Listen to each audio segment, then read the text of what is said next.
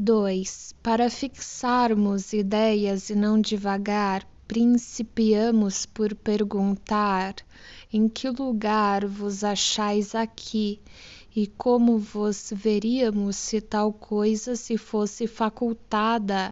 Resposta: estou junto do médium, com a aparência do mesmo Jobard que se sentava à vossa mesa, visto que os vossos olhos mortais, ainda vendados, não podem ver os espíritos, senão sob a sua forma mortal.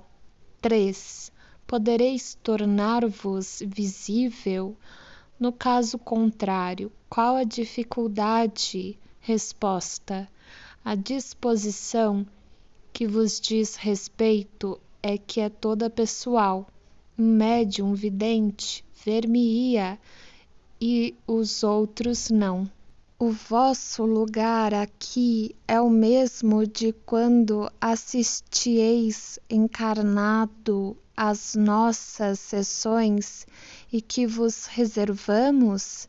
Aqueles, pois, que em tais condições nos viram poderão supor que aí estáis tal qual ereis então, visto que aí não estáis com o corpo material de outrora, estáis, no entanto, com o corpo fluídico de agora e com a mesma forma. Se não nos vemos com os olhos do corpo, vemos-vos com o pensamento.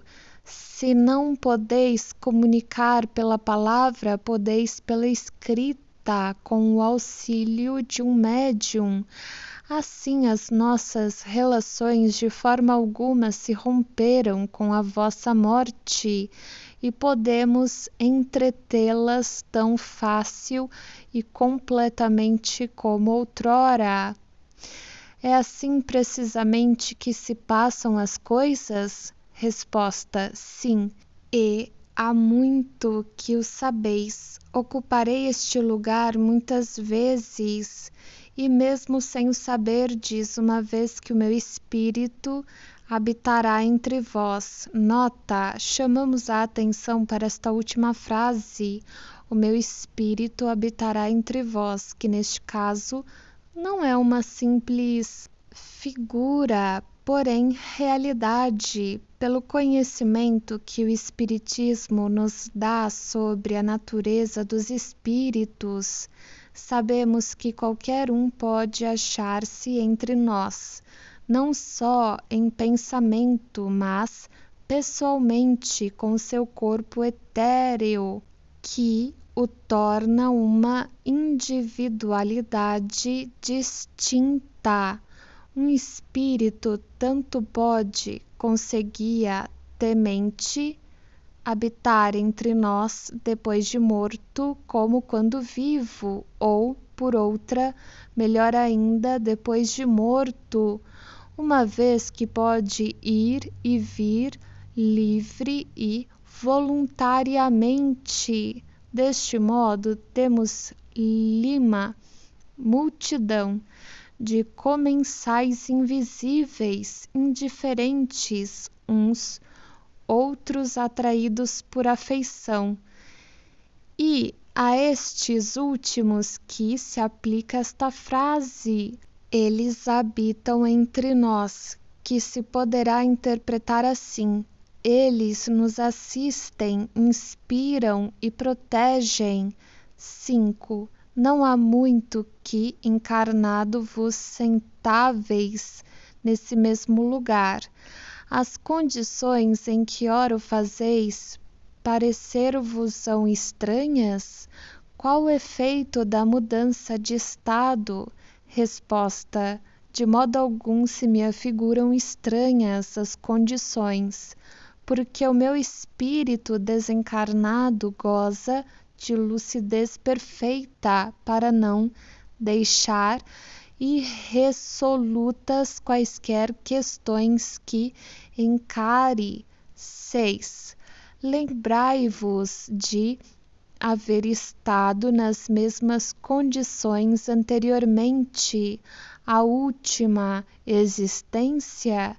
Experimentais qualquer mudança a este respeito, comparando as situações presentes e passadas? Resposta: recordo-me das existências anteriores e sinto-me melhorado, por isso que me identifico com o que vejo, ao passo que, perturbado nas precedentes existências, só me apercebia das faltas terrenas. 7. Lembrai-vos da penúltima encarnação, da que precedeu a do Sr. Jobard? Resposta: se me lembro, fui um operário mecânico acossado pela miséria e pelo desejo de aperfeiçoar a minha arte. Como Jobard, realizei os sonhos do pobre operário e dou graças a Deus, cuja bondade infinita fez germinar a planta e cuja semente depositar em meu cérebro. 8.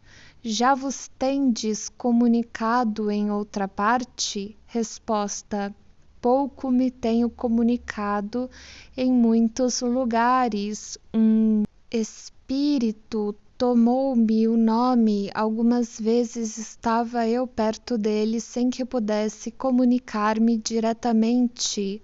Tão recente é a minha morte que participo ainda de certas influências terrestres e preciso que haja perfeita simpatia para poder exprimir o meu pensamento.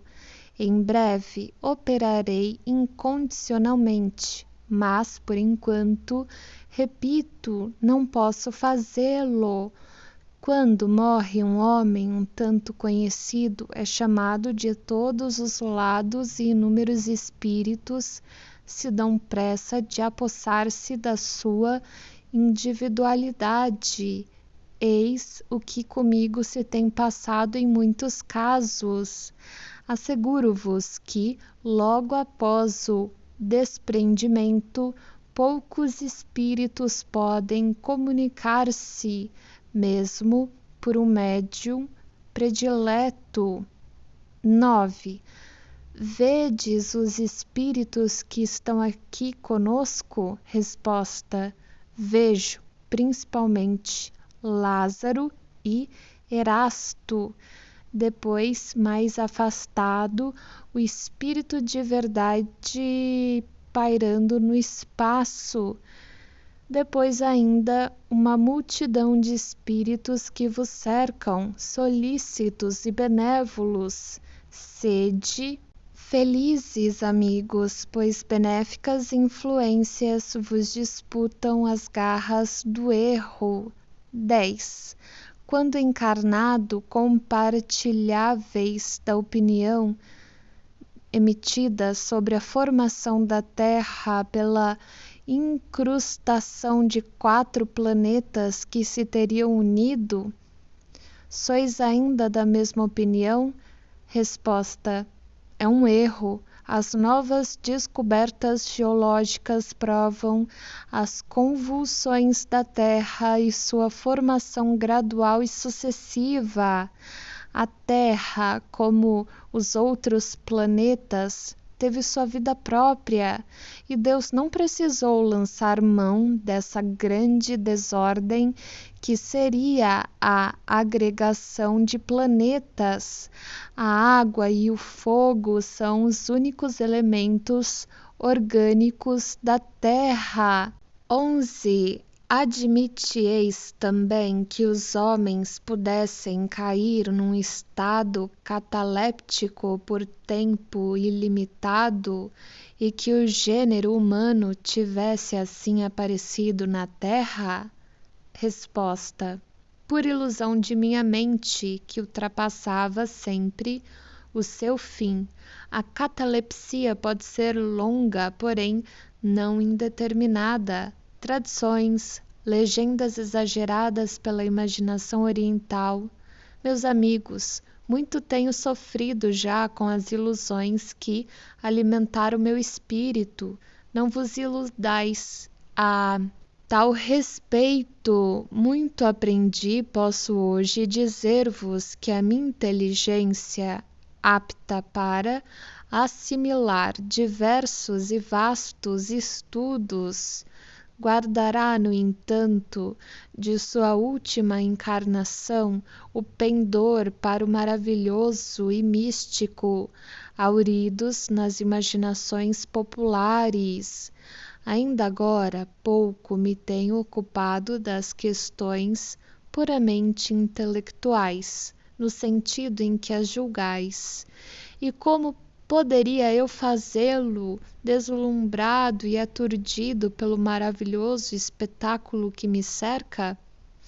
O vínculo do espiritismo que vós, homens, não podeis compreender, só ele pode atrair-me a esta terra que abandono, não direi com alegria, por ser uma impiedade, mas com o profundo reconhecimento da libertação. Nota: quando a sociedade abriu uma subscrição em favor dos operários de Lyon em fevereiro de 1862, um consórcio subscreveu 50 fr, sendo 25 por si e 25 em nome do senhor Jobard, que então deu a tal respeito a comunicação seguinte: exulto e lisonjeio-me de não ter sido esquecido entre os meus irmãos espíritas. Agradeço ao coração generoso que vos trouxe o óbolo que eu daria se habitasse ainda o vosso mundo. Neste em que ora resido, é nula a necessidade de dinheiro, de modo que me foi preciso recorrer à bolsa da amizade para provar materialmente que também a mim me compungia o infortúnio dos irmãos de Lyon. Intrépidos cultores da vinha do Senhor, muito deveis convencer-vos de que a caridade não é uma palavra oca, pois grandes e pequenos vos patentearam na emergência sentimentos de simpatia e fraternidade. Estais na grande via humanitária do progresso. Pois bem, praz a Deus sejais ditoso na jornada e os espíritos amigos que vos sustentem para que triunfeis afinal. Eu começo a viver espiritualmente mais calmo, menos perturbado pelas evocações constantes que sobre mim choviam. A moda também atua sobre os espíritos, e quando Jobard em moda passar da moda, então pedirá aos seus amigos sérios que o evoquem. Aprofundaremos então questões superficialmente tratadas, e o vosso Jobard, completamente transfigurado, poderá ser útil como deseja de todo o coração. Jobard. Passados os primeiros tempos consagrados ao alento dos seus amigos, o Sr. Jobard colocou-se entre os espíritos que ativamente propugnam pela renovação social, esperando uma nova encarnação terrena para tomar parte ainda mais ativa e direta nesse movimento. Depois dessa época, ele deu à Sociedade de Paris, onde continua como cooperador, comunicações de incontestável superioridade, sem se desviar da originalidade e repentes que constituíam o fundo do seu caráter, a ponto de se fazer reconhecido antes de assinar. Samuel Philippe. Nota: este era um homem de bem, na verdadeira acepção da palavra, Ninguém se lembrava de o ter visto cometer uma ação má ou errar voluntariamente no que quer que fosse. De um devotamento extremo pelos amigos, podia-se ter como certo o seu acolhimento em se tratando de quaisquer favores, ainda que contrários ao seu próprio interesse, trabalhos, fadigas, sacrifícios, nada o impedia de ser útil, e isto sem ostentação, admirando-se quando se lhe atribuía por estes predicados um grande mérito.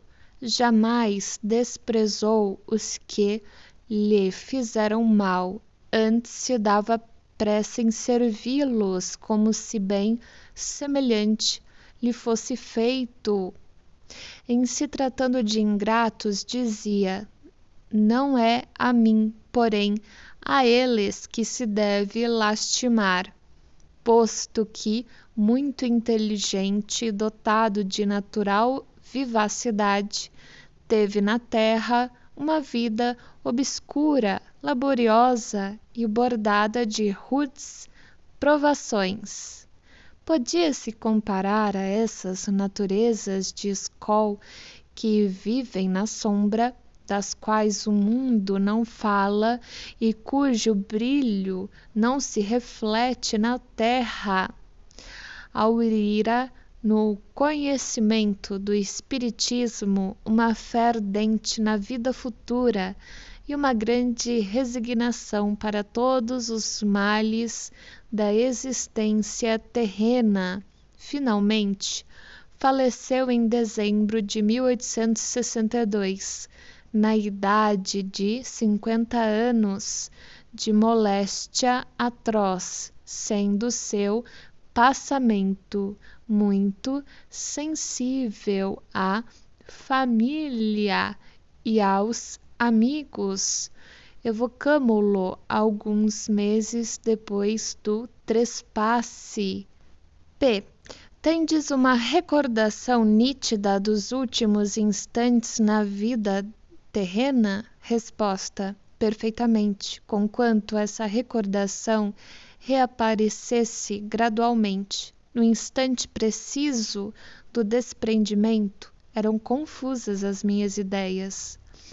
P. Quereríeis, a bem da nossa instrução e do interesse que nos mereceis pela vossa vida exemplar, descrever como ocorreu o vosso trespasse da vida corporal para a espiritual? Resposta: de bom grado, tanto mais quanto a narrativa não aproveitará somente a vós, mas a mim próprio, por isso que, dirigindo o meu pensamento para a terra, a comparação faz-me apreciar melhor a bondade do Criador.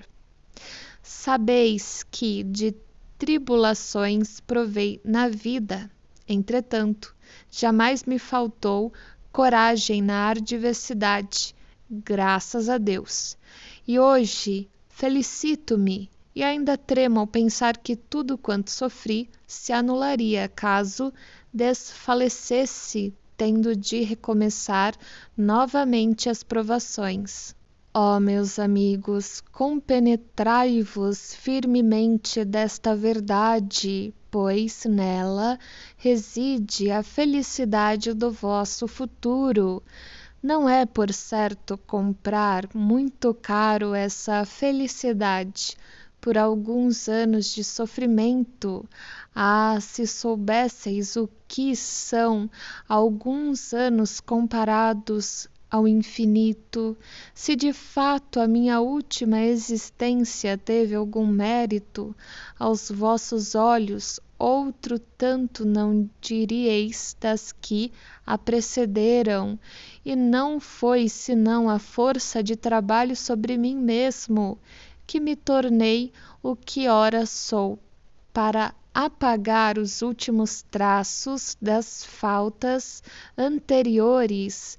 era-me preciso sofrer as últimas provas que voluntariamente aceitei. Foi na firmeza das minhas resoluções que escudei a resignação, a fim de sofrer sem me queixar. Hoje abençoo essas provações, pois a elas devo o ter rompido com o passado, simples recordação agora que me permite contemplar com legítima alegria o caminho percorrido. Ó, vós que me fizestes padecer na terra, que fostes cruéis e malévolos para comigo, que me humilhastes e afligistes, vós cuja má fé tantas vezes me acarretou duras privações, não somente vos perdoo, mas até vos agradeço, intentando fazer mal, não suspeitáveis do bem que esse mal me proporcionaria. É verdade, portanto, que a vós devo grande parte da felicidade de que gozo, uma vez que me facultastes ocasião para perdoar e pagar o mal com o bem. Deus colocou-vos em meu caminho para aferir a minha paciência, exercitando-me igualmente na prática da mais difícil caridade, a de amar os inimigos. Não vos impacienteis com esta divagação, porquanto vou responder agora a vossa pergunta. Conquanto sofresse cruelmente com a moléstia que me acometeu, quase não tive agonia. A morte sobreveio-me como um sono, sem lutas nem abalos, sem temor pelo futuro. Não me apeguei à vida e não tive por conseguinte de me debater nos últimos momentos.